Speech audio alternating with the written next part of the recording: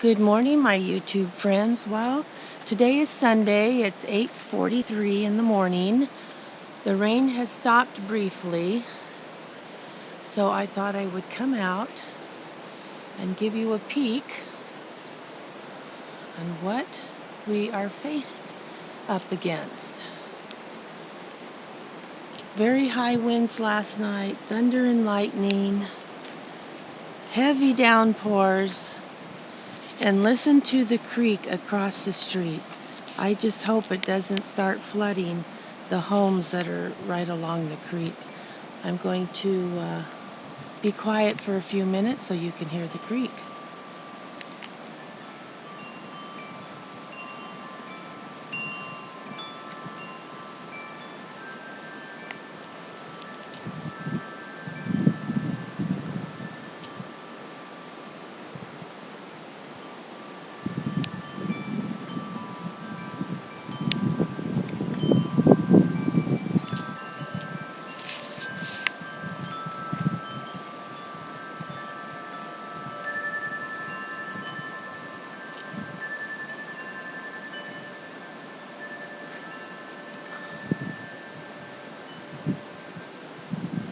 It is actually really comfortable outside right now. It's got to be in the 60s.